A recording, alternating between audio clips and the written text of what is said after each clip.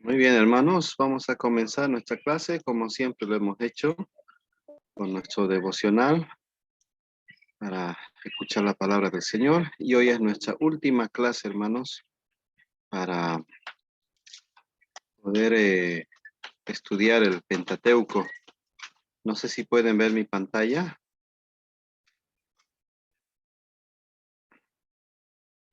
¿Me confirman, por favor? Sí, se ve, pastor. Muy bien. Vamos a comenzar con el devocional. El título de hoy es Encuentra reposo en Jesús. La lectura bíblica está en Mateo capítulo 11, versos 28 al 30. Y vamos a resaltar el versículo 28 que dice, vengan a mí todos los que están fatigados y cargados, y yo los haré descansar. El alma inquieta nunca se satisface con las riquezas y el éxito.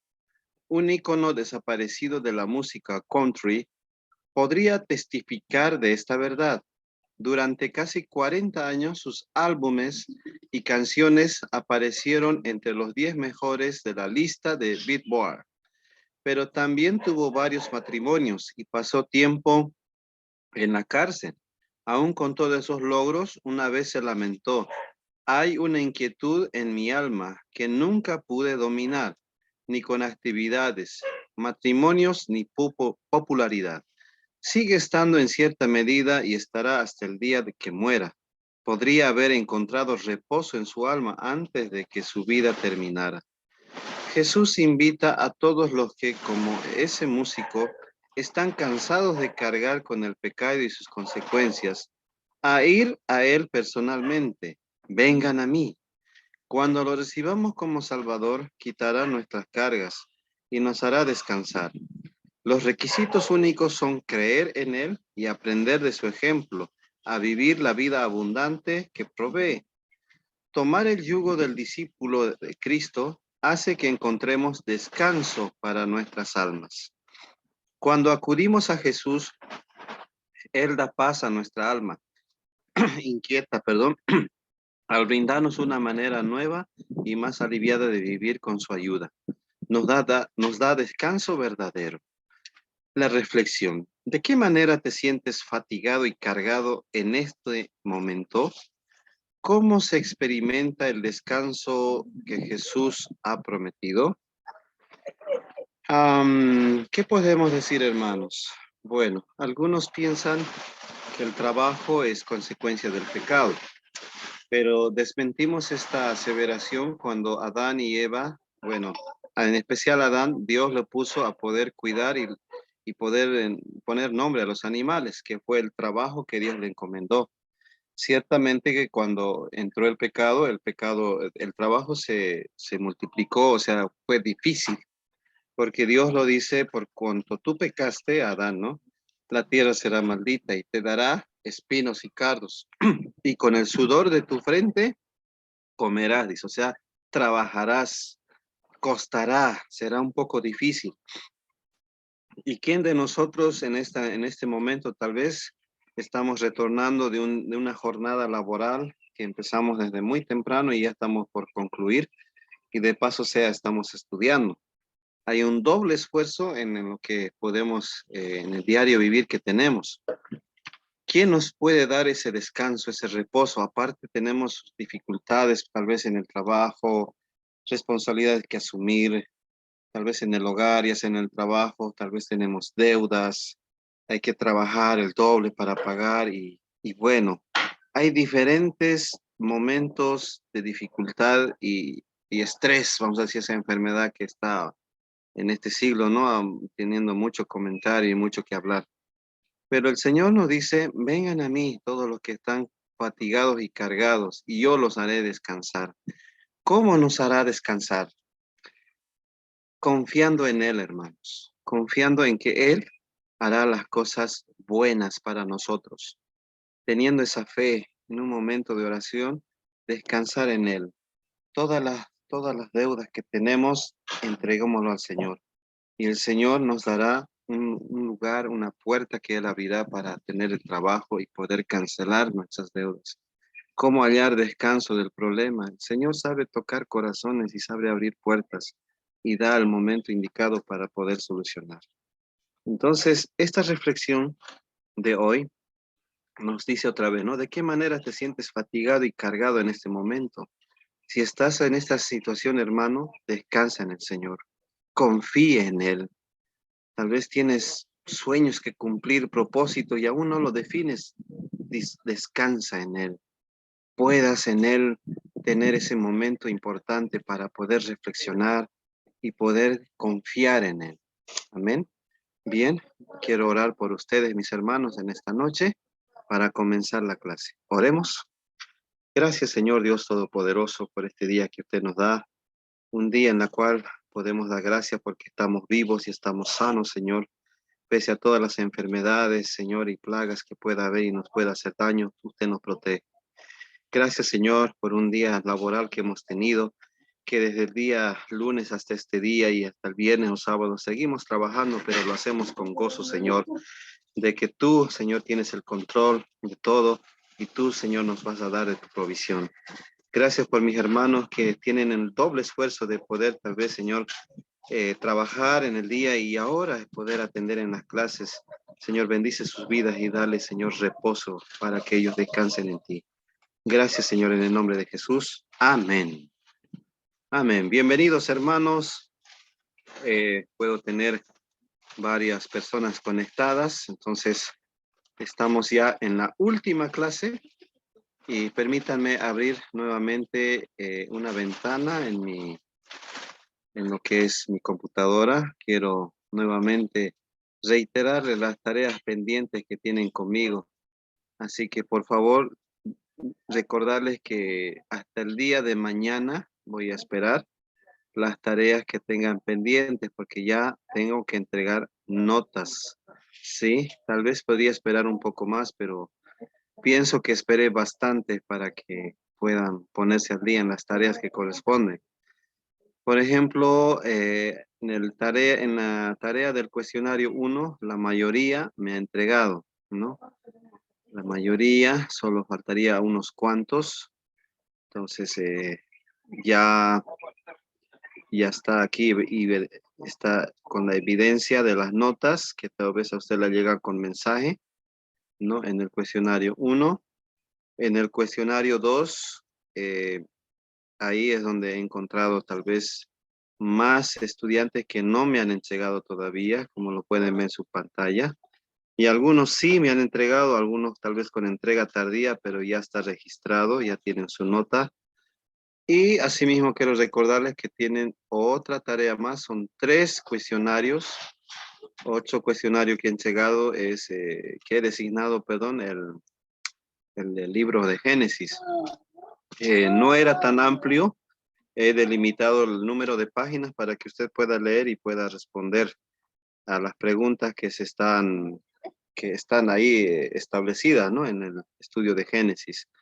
Entonces, como pueden ver, aún no me han entregado, ¿ya? Y la nota es sobre 18 puntos. Era, porque voy a ir ahora reduciendo la puntuación, porque los que han entregado puntual tienen su merecida nota, ¿no? Y los que no, bueno, hay que tener consideración, ¿no? De los que han entregado a tiempo.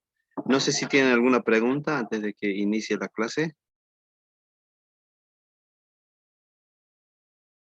Hoy nos toca Deuteronomio, hermanos. ¿No hay ninguna pregunta? Bien. Bienvenidos, hermanos, una vez más. Entramos al estudio de Deuteronomio. Vamos a siempre utilizar este medio audiovisual del método que me encanta a mí estudiar, es el método inductivo. Así que prestemos atención, son 9 minutos con 30 segundos para poder ver el estudio de lo que es el libro de Deuteronomio, el último libro del Pentateuco. Vamos a tener un tiempo de poder explicar, ver temas importantes, personajes, momentos históricos, momentos de aplicación, momentos en la cual también podemos preguntar y responder, y de esa manera vamos a ir también participando, ¿sí? Bien, entonces, confirman si hay sonido. El libro de Deuteronomio es ¿Se escucha, hermanos? Sí, pastor. Muy bien, los dejo con el video. el quinto libro de la Biblia y el último libro de la Torá. Después del éxodo de Egipto, Israel estuvo en el monte Sinaí por un año, entrando en un pacto con su Dios. Y luego tuvieron un desastroso viaje a través del desierto, y la generación del éxodo se descalificó a sí misma para entrar en la tierra prometida de Abraham. Así que Deuteronomio inicia con Moisés delante de esta nueva generación explicándoles la Torá. Y es a partir de aquí que el diseño y el propósito del libro se desarrollan. Deuteronomio está formado por una serie de discursos de Moisés donde él está solicitando a la nueva generación de Israel a ser fieles al pacto con su Dios. En el centro del libro está una colección de leyes, las cuales son los términos del pacto entre Dios e Israel. Algunas de las leyes son nuevas, pero muchas son repeticiones de las leyes dadas anteriormente en el monte Sinaí. Y de este hecho es de donde el libro recibe su nombre, de la palabra griega Deuteronomion, que significa segunda ley. Alrededor de estas leyes se encuentran dos secciones externas con discursos de Moisés. Cada una de estas están divididas en dos partes. Profundicemos y veamos cómo funciona todo esto. Así que, primero que nada, Moisés resume la historia hasta ahora y resalta lo rebelde que fue la anterior generación, contrastando con la gracia constante de Dios y su provisión en el desierto. Y Dios sí trajo su justicia sobre ellos, pero no abandonó sus promesas del pacto. Después de esto siguen una serie de sermones muy apasionados, donde Moisés llama a esta nueva generación a ser más fieles al pacto que lo que sus padres habían sido.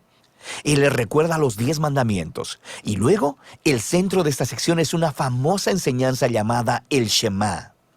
Moisés dice: escucha, oh Israel, el Señor es nuestro Dios, el Señor uno es. Amarás al Señor tu Dios con todo tu corazón, con toda tu alma y con toda tu fuerza. Esta se convirtió en una oración diaria muy importante en el judaísmo, y esta une todos los temas de este libro. Así que la palabra escucha, Shema en hebreo, significa mucho más que solo oír. Su significado incluye responder a lo que oyes, o en español diríamos obedece. Y la palabra amarás en hebreo también significa mucho más que solo una emoción o sentimiento. Se trata de una decisión devota, de todo corazón a Dios, la cual involucra tu voluntad y tus emociones, tu mente y tu corazón. Ahora, para Israel su obediencia y devoción a Dios servían a un propósito mucho más grande. La obediencia a las leyes de Dios haría a Israel un pueblo único entre las naciones, justo como dijo Dios en el monte Sinaí. Ellos se convertirán en un reino de sacerdotes. Y Moisés ahora dice: ¿cómo? Israel tiene la oportunidad de mostrar al mundo entero la sabiduría y la justicia de Dios obedeciendo sus leyes.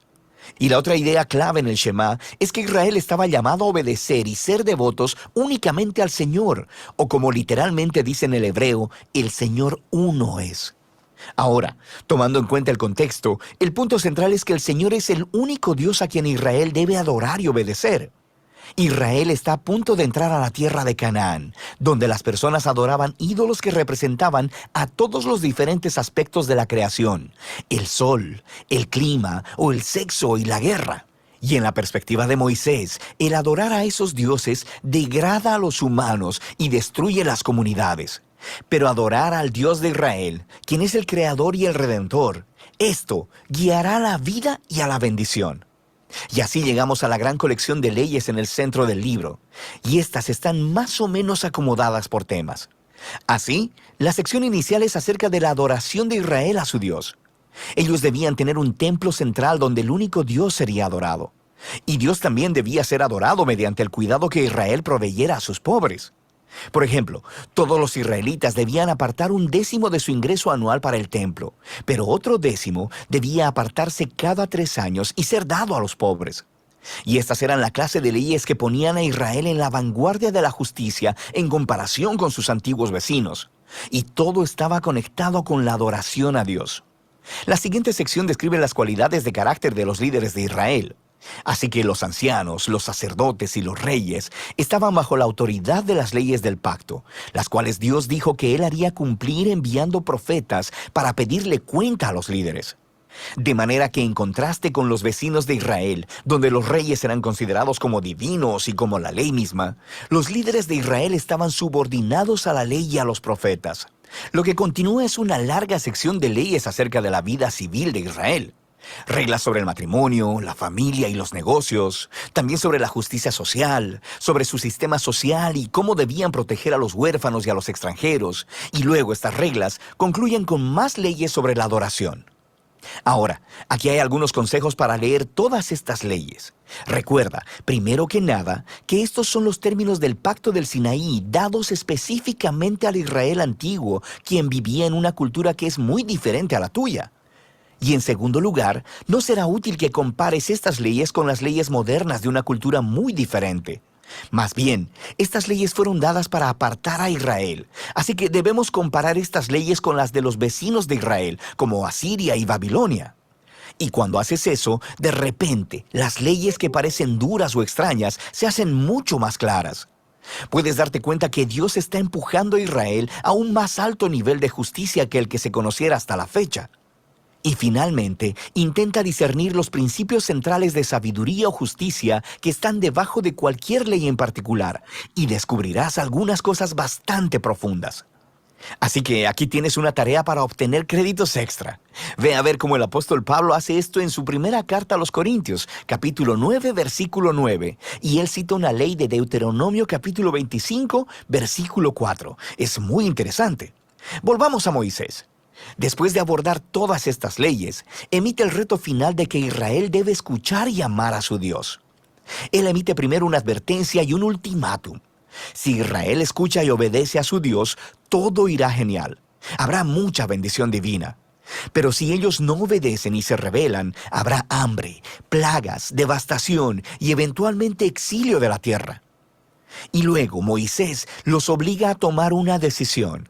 Él les dice, hoy he puesto delante de ti la vida y el bien, la muerte y el mal. Escoge, pues, la vida para que vivas tú y tu descendencia, amando al Señor tu Dios y escuchando su voz. Pero luego Moisés dice esto, yo sé que después de mi muerte se corromperán y se apartarán de Dios y terminarán en el exilio. Lo que es un poco decepcionante, pero él ha estado con esta gente durante décadas y es bastante claro que sus esperanzas no son muy altas. Pero no todo está perdido, dice Moisés. Un día, cuando Israel esté en el exilio, en algún punto, dice Moisés, ellos pueden volverse a Dios, quien ha dicho con sus propias palabras que circuncidará sus corazones para que puedan amarle con todo su corazón y toda su alma y así tengan vida. Ahora, esta es una vívida metáfora que está diciendo que algo está fundamentalmente mal con el corazón de Israel.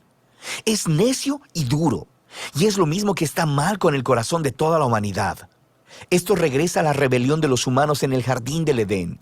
Los humanos eligieron separarse de Dios. Ellos quisieron definir por sí mismos el bien y el mal, y como resultado, arruinaron el mundo bueno de Dios. Pero un día, dice Moisés, Dios hará algo para transformar los corazones de su pueblo, para que puedan realmente escuchar y amar a Dios con todo el corazón. Y entonces serán llevados de vuelta a la vida verdadera. Esta es la promesa que retoman los profetas bíblicos posteriores, Jeremías y Ezequiel, la esperanza de un nuevo corazón. Así que Moisés termina su discurso con un poema de advertencia y luego de bendición. Luego sube a una montaña y muere. Y así termina la Torá. Todas las tensiones de los temas en la historia bíblica son colocados en su lugar, pero se quedan sin resolver. ¿Cuándo vendrá el descendiente de la mujer y derrotará al mal? ¿O cómo rescatará Dios a todo el mundo y bendecirá a todas las naciones a través de esta familia? ¿Y cómo pueden reconciliarse la santidad de Dios con personas que son rebeldes continuamente? ¿Y cómo transformará Dios los corazones de su pueblo? Para saberlo, deberás seguir leyendo, pero por ahora, de eso trata el libro de Deuteronomio. Muy bien, hermanos. Volvemos otra vez. Bien, todo está correctamente coordinado en cuanto al estudio del Pentateuco, desde Génesis, Éxodo, Levítico, Números y Deuteronomio. Deuteronomio, como lo dijo, hermanos, es una palabra que en griego se traduce que originalmente es una escritura hebrea, pero luego con la traducción en la Septuaginta, esto lo van a ver en hermenéutica, se traduce al griego. Y la traducción de la palabra Deuteronomio en griego es segunda ley, segunda repetición de la ley. Eso quiere decir, ¿no? Como nos muestra en el cuadro aquí, los primeros 11 capítulos, nos da un mensaje, o sea, nos da un recordatorio de cómo Moisés estaba explicando, ¿no? Nuevamente la ley a esta nueva generación. ¿Cuáles eran la nueva generación? Los hijos de los, de los ciudadanos hebreos quienes no creyeron al Señor y que protestaron constantemente, y por tal motivo Dios emitió el juicio de que esa generación mayores a 20 años no ingresaría a la tierra prometida, incluido Moisés, porque él se había tomado tal vez atribuciones como Dios, o tal vez no valorando lo que Dios hacía con su pueblo, ¿no? Entonces, hermanos, esto inicia de esta manera, y como ustedes lo han podido escuchar, lo han podido ver, ¿no? Él recuerda todo lo que ha sucedido, todo lo que ha acontecido. Y en este segundo recordatorio de la ley hay una palabra clave que dice el Shema, o tal vez la palabra escucha. La palabra escucha no solamente quiere decir oye, sino que debes prestar todos tus sentidos, debes prestar atención, ¿no?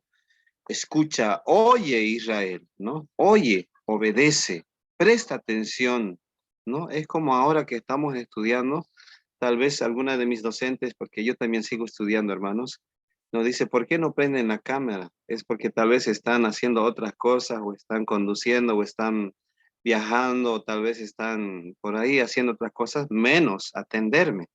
Pero en cierta manera, tal vez tenía razón, pero en otras circunstancias hay personas que sí estamos escuchando. Y yo sé que ustedes me están escuchando, hermanos. Sí, entonces, obedece, escucha, oye Israel, obedece. Y no solamente presta atención para que después te olvides o no recuerdes lo que has escuchado o has aprendido, sino pon de tu corazón para ponerlo en práctica. Eso es lo que decía Moisés, ¿no? Moisés estaba enfatizando de los planes de Dios a partir de Génesis 3:15, que entrando el pecado, todos los hombres iban a estar separados de la gloria de Dios, y lo que corresponde después era la muerte física y la muerte espiritual. Pero dentro de los planes de Dios está la redención y la salvación, que Dios levantó a Abraham, y a partir de él, este varón, claro, más antes había también otros varones como Enoc, como Noé, Matusalén y todos los demás, pero desde Abraham, y la promesa que le hace es que de él saldrá muchas generaciones. Y una de las generaciones que aquí lo vemos en este libro es el pueblo de Israel, que nace de los hijos de Abraham, porque el nombre es cambiado de Abraham a Padre enaltecido sin H intermedia, a Abraham con H intermedia entre medio, dándonos a entender que él se da Padre de multitudes, Padre de multitudes del pueblo de Israel y Padre de la fe de la iglesia, porque seguiremos su ejemplo. Entonces, ciertamente se cumple la promesa de Dios que Él será Padre de multitudes, ¿no? De mucha gente. Entonces, ¿qué quería hacer Dios? Lo dice acá, ¿no? En el estudio. Quería mostrar a su pueblo como representantes de Dios, que este pueblo pueda mostrar el amor, lo que es la justicia, la sabiduría, a todos los demás pueblos que estaban tal vez distorsionados, perdidos en sus dioses. Recuerden que en el anterior estudio mencioné de que estando Israel en esclavitud en Egipto, 400 o 430 años aproximadamente, Dios estaba queriendo darles una oportunidad a lo que es los ciudadanos en Canaán, para que ellos dejen la idolatría, dejen de adorar esos dioses, porque la idolatría a otros dioses fuera de Dios, lo que causa es corrupción en las personas, ¿no? Lo que causa es poder tomar a la ligera ciertas reglas que el hombre pone, pero por todo sea por el dios pagano, se puedan permitir, ¿no? En esta fiesta de carnaval, por ejemplo, ¿no? Es algo que a mí me llama la atención, ¿no? Hay un tiempo de festejar, hay un tiempo de entregarse libremente a lo que es los deseos de la carne, y hay otro tiempo que la iglesia ofrece el arrepentimiento, ¿no? Para que se perdonen, se arrepiente, y bueno, ahí cambió y todo pasó y estamos como si nada. Pero en la materia de doctrina de santidad, tal vez se van a pasar esa materia, enfatiza bastante, hermanos, que una vez conociendo al Señor, debe haber un cambio en nosotros, de una manera tal vez rápida en lo que es la santidad que Dios quiere, que andemos santos, apartados del pecado y de todo hecho malo que pueda ofender a Dios, y una santidad progresiva que dice que nosotros debemos ir cambiando, ¿no? En lo que es nuestro corazón, la naturaleza del hombre. Ya estoy entrando a esto, hermanos, de lo que es el corazón, el verdadero problema del hombre, ¿no? Entonces, la santidad progresiva dice que debemos cambiar. Si antes éramos renegones, podamos cambiar esa actitud, esa conducta para ser más pacientes, ¿no? Entonces, eso es lo que Moisés estaba explicando, que delante del Señor tiene que haber cambio. Por eso le dice Moisés al pueblo de Israel, a la nueva generación, oye, escucha lo que el Señor quiere decirte. Si tú escuchas y obedeces, dice Moisés, hallarás bendición. Pero si tú desobedeces o no prestas atención a la palabra del Señor y haces lo que quieres, hallarás, dice, muerte, hallarás sufrimiento, hallarás todo lo que el hombre no quiere, pero eso lo encontrará por no prestar atención al Señor, ¿no? Por último, el libro termina con lo que es el recordatorio de Moisés, despidiéndose, recordando a la nueva generación que Dios es un Dios celoso, que Dios siempre va a estar con ellos. Y ustedes saben, Moisés se despide yendo al desierto, donde él fallece y su cuerpo es llevado por un ángel del Señor para que el diablo, en este caso, no pueda usarlo con otros fines, sino con todo lo bueno que corresponde en la obra del Señor, ¿no? Ya les había comentado acerca de lo que es a futuro, lo que Dios iba a hacer con su siervo, que era algo especial. Preguntas hasta aquí, hermanos.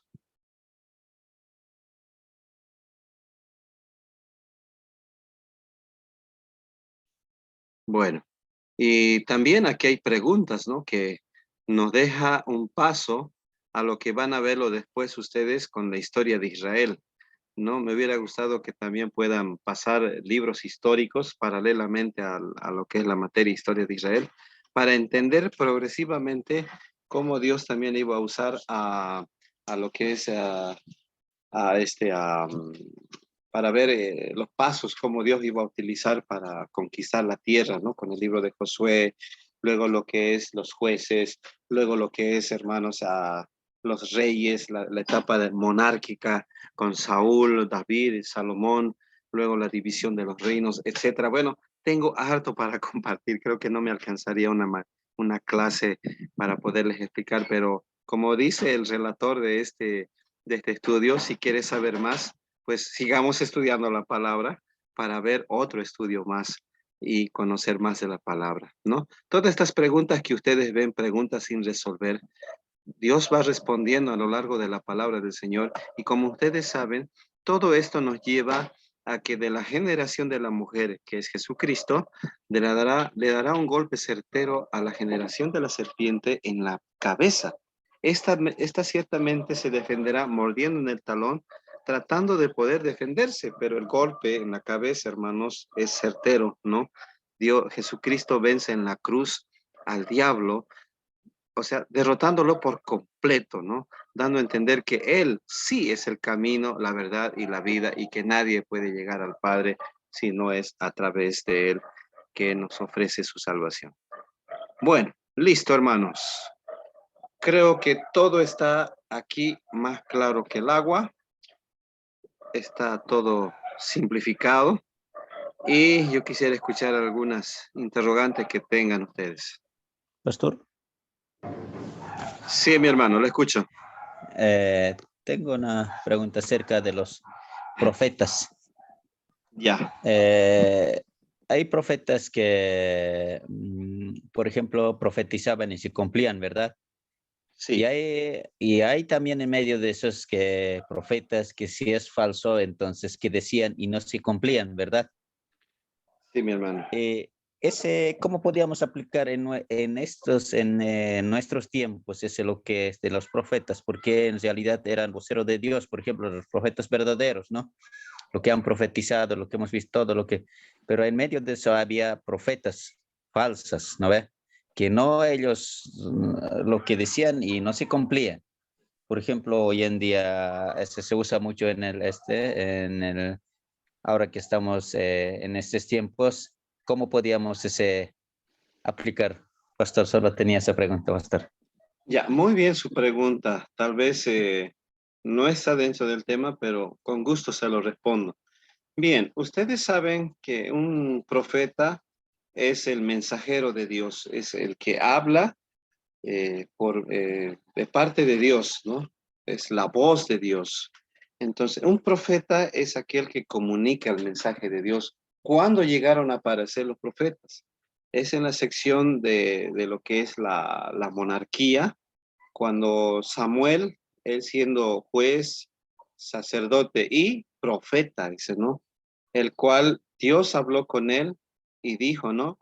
Que él levantará un rey para que su pueblo pueda tener quien les gobierne, porque Israel iba comparando, ¿no? Mira, entramos a la tierra prometida y todos los países o las naciones tienen rey y nosotros no tenemos reyes. Entonces le hablan a Samuel y le dicen, dile al Señor que nos dé rey. Samuel se pone triste y dice, Señor, quieren rey, ya no me quieren a mí. No es a ti que no te quieren, sino a mí es el que me están queriendo rechazar. Pero como quieren rey, rey le daremos, ¿no? Y a través de Samuel, que se instituye por primera vez a un rey, ¿no? De Israel, que era Saúl, que tenía que cumplir ciertos requisitos que Dios le daba a Samuel como su profeta, que pueda comunicar a su pueblo. A partir de ahí se van mencionando otros profetas, que como vuelvo a decir, hermanos, era el mensajero de Dios. Él no tenía que añadir ninguna otra palabra, solamente repetir el mensaje que Dios le había dado a él, a su pueblo.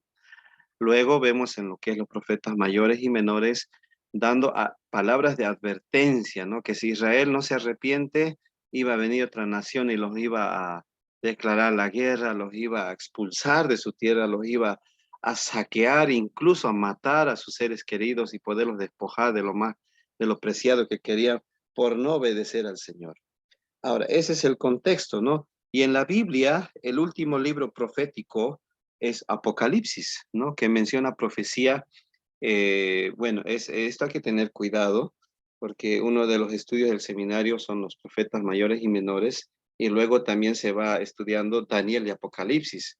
Entonces, una profecía siempre tiene que estar basada en lo que dice el Señor, y en este caso, en lo que menciona la palabra de Dios.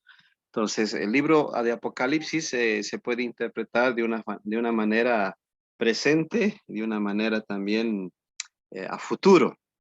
Entonces, a presente hay cosas que sí se están cumpliendo, sí, momentos en la cual en países se ve, pero aún, dice la palabra, falta, ¿no? Son principios de dolores. La pregunta, bueno, quería entrar en contexto, hermanos, para explicarles y que ustedes entiendan bien. La pregunta, si en este tiempo hubiera profeta, ¿cómo lo tomamos? Ahora, vamos a la Biblia. Dice la Biblia, hermanos, que toda profecía ya está dicha con el libro Apocalipsis. Incluso Apocalipsis advierte, tengan cuidado, que nadie añada otra palabra más de lo que está escrito y que nadie quite, ¿no? Entonces, toda profecía, hermanos, ya fue dada. No hay otra más que tal vez algún profeta se levante en medio de nosotros. La tendencia de hoy en día, en este tiempo, es que si alguien dice soy profeta, ya no es como que Dios lo llama o como que es un don, porque en la Biblia menciona que también puede trabajar como un don en la cual edifica la iglesia, ¿no? Y da crecimiento. Pero hoy en día la tendencia es que como el que sea nombrado apóstol o profeta, viene a ser como un cargo, como una posición social dentro de la iglesia donde es más superior incluso que el pastor. Ya el don de pastor es menos, ¿no? En algunas iglesias que he llegado a poder ver y escuchar. Entonces, hoy en día, tengamos cuidado, hermanos, ¿no? Nadie puede dejar decir, Dios me dijo esto. Ahora, si Dios le dijo algo a esta persona, nosotros, siendo como el ejemplo del pueblo de Berea, comparemos con lo que dice la palabra. Si realmente está conectado al mensaje de lo que Dios dice en su palabra, la Biblia, con lo que dice esa persona. Si están conectados y tiene cierto grado de acercamiento, bueno, esperemos a lo que sucede, ¿no? Lo que pueda suceder. Y si, como dice Gamaliel, ¿no? Si es de Dios, esto seguirá. Pero si no es de Dios y es voluntad del hombre, esto no continuará. Entonces, es un parámetro de medición, ¿no? Entonces, tengamos cuidado porque incluso habla primera de Pedro y segunda y Judas, dice que en los postreros días habrá falsos profetas, donde dirán yo soy el Cristo, o donde darán falsos mensajes, por ejemplo, no vende tu casa o dámelo a mí, el Señor me dijo, o tal vez que diga una persona mayor, no, Dios me dijo a una señorita de 13 años que me case contigo. Entonces, para eso el Señor, hermanos, nos ha dado sabiduría, discernimiento, como digo, ¿no? Si hay una profecía que no va conforme a la palabra del Señor, es falsa, ¿no? Recuerden que el diablo también puede, ¿no? Y conoce lo que es la voluntad del Señor, pero él lo puede tergiversar a su modo, a su manera, y para poder matar y destruir. Entonces, debemos tener mucho cuidado y a lo menos, hermanos, como somos estudiosos de la palabra, ahorita no sé si ustedes son pastores, son líderes, pero si están ejerciendo el ministerio, tengamos mucho cuidado en este sentido, ¿no? Siempre estemos en comunión con el Señor. Incluso ahora hay una tendencia también, ¿no? El Señor me ha dicho a través de sueños. Ya pueden ir viendo pasajes bíblicos como José. No digo que está mal, está bien, pero hay que ser prudentes al momento de comunicar a un hermano, a una iglesia, al decir, yo me he soñado esto, ¿no? Y parece que esto va a suceder. O sea, si no hay una seguridad, mejor no lo comuniques. Y más bien, ora al Señor si esto es lo que el Señor quiere decir a la iglesia y que va con fundamento bíblico, ¿no? Y si estás seguro de esto, hermano, entonces, pues adelante, anuncia el mensaje de la palabra del Señor, pero no tu profecía. Bien, no sé si responde tu pregunta, hermano. Bien, pastor, muchas gracias, porque es muy importante ese lugar, porque hoy en día escuchamos a llamándose ser profetas y llamándose ser apóstoles aún todavía en estos tiempos, y sabemos que todo esto no hay en nuestros tiempos, ¿no? Entonces, aún todavía es mismo que tú has explicado que es de los sueños, misma cosa ocurre en nuestros tiempos, o sea que la revelación no es suficiente, yo creo que en ellos, ¿no? Entonces, para nosotros la suficiencia es la revelación que Dios nos trajo a nosotros, yo creo que es muy importante. Aparte de eso, pastor, tenía otra pregunta, es acerca de la idolatría, porque una exhortación que dio Moisés acerca de la idolatría y la obediencia, ¿verdad? Entonces, porque estaban antes de entrar a Canaán, todavía estaban rodeados, ¿no ve? De idolatría, todos los otros que estaban en ese lugar para entrar antes. Entonces, ellos tenían que matar todo, dijo, ¿no ve? Tenían que quitar todo. Entonces, y aún, ¿por qué se levanta, pastor, una vez más, una vez más? ¿Por qué que la generación que murió estaban arraigados a eso? Porque sigue arrastran eso, ¿no? Hasta hoy en día seguimos arrastrando, ¿no? Eso tenía otra pregunta. Aparte de eso tenía, pastor, sobre mezclar las costumbres y también ídolas como cananeas, ¿no ve? Mm, Mixturaba, ¿no ve? Esas costumbres a nosotros nos puede llevar a un lado. Tenía otra pregunta, pastor. Nada más, muchas gracias, pastor. ya.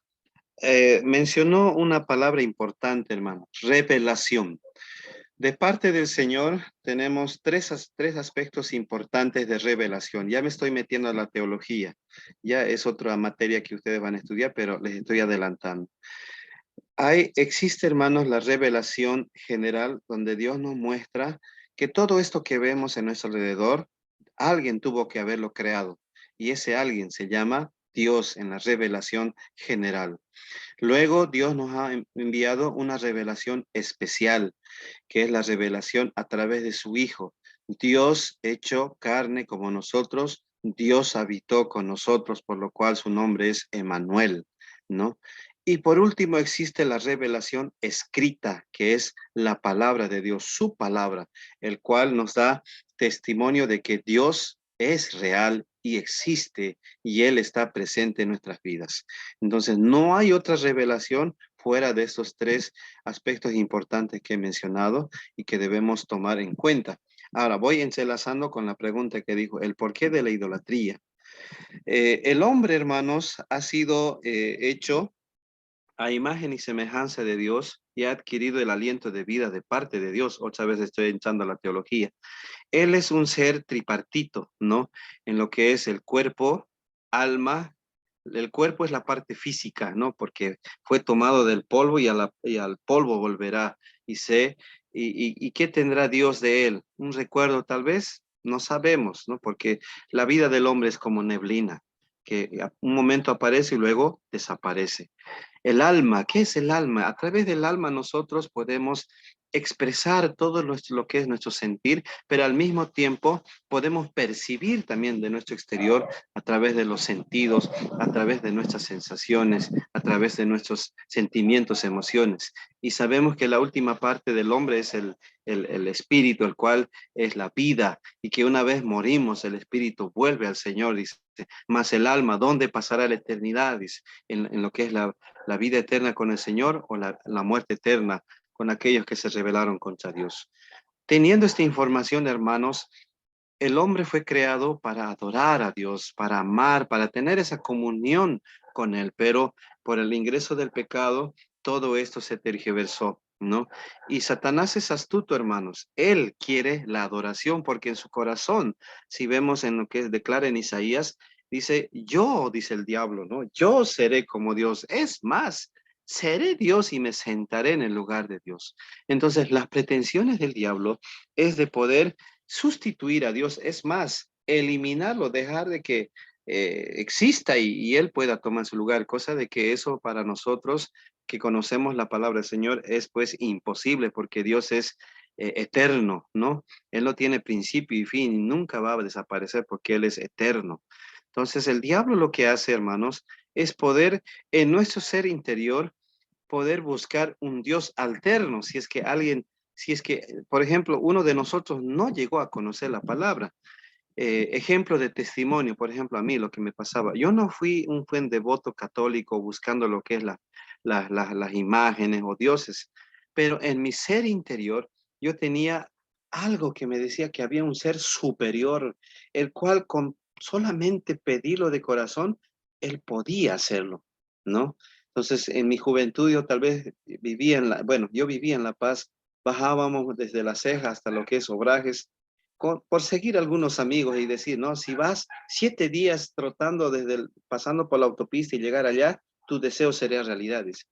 Teníamos que entrar a la capilla, ¿no? A la iglesia con las velas y encender al santo, pero yo dije, no, yo no entro ahí porque yo no soy tan fanático, ¿no? Eso había en mi corazón. Pero sorpresivamente Dios sabía lo que yo quería y Él me fue dando esa oportunidad de viajar, porque yo veía las flotas, hermano, que iban y yo decía, qué espectacular viajar en esa flota, quisiera algún día viajar, por favor, ¿no?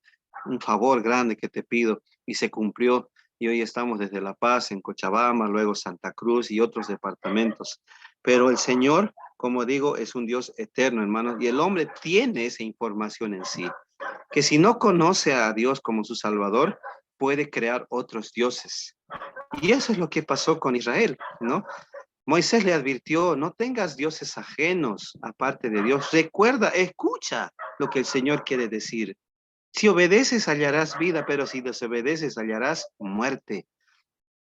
La orden, como usted dijo, hermano, era destruir a toda esa generación, a esa gente que vivía en Canaán con dioses paganos que ellos mismos construyeron, Dios del sol, Dios de la tierra, Dios del viento, Dios de todo, que hasta hoy en día en nuestro tiempo también lo vemos así, ¿no? Con este gobierno que quiere volver a nuestras raíces ancestrales. Pero ¿quién ha creado al sol? ¿Quién ha creado la naturaleza y todo? Sabemos nosotros que es un Dios único y que no podemos nosotros practicar, hermano, esta palabra que quisiera que se anoten, el panteísmo, que es una doctrina donde dice que Dios está en todo, porque Dios es omnipresente, perdón. Pero no podemos aplicarlo de esa manera, el decir que Dios es la mesa, que Dios es la silla, que Dios es el árbol.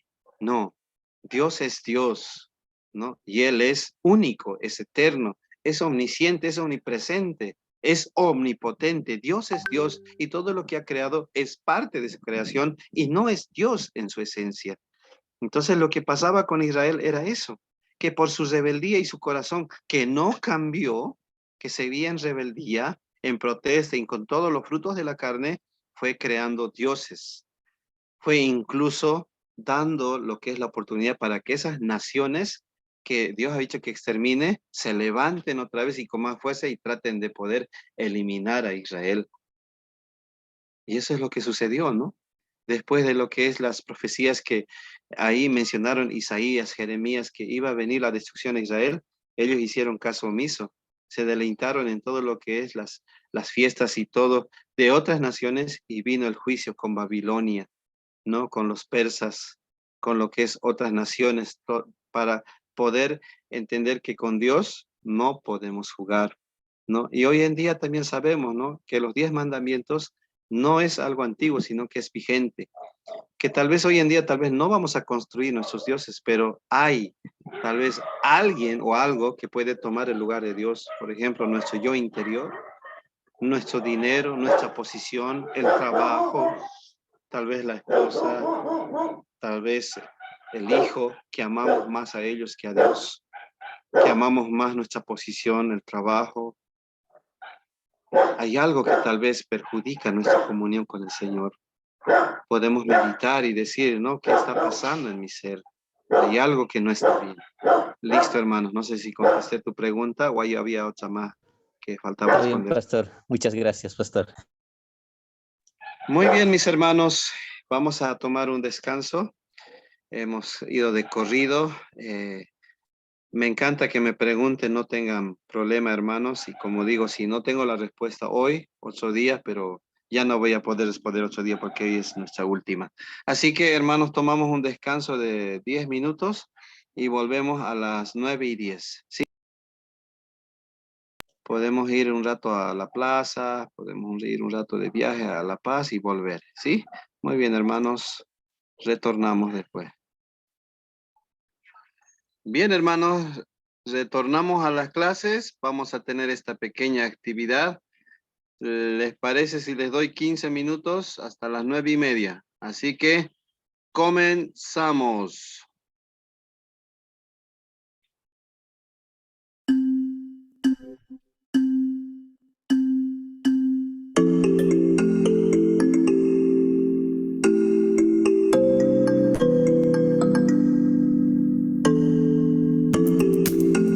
Vamos respondiendo las preguntas que las tenemos ahí. Algunas son para escribir, otras para seleccionar la respuesta correcta. Ya, así que no son tan difíciles.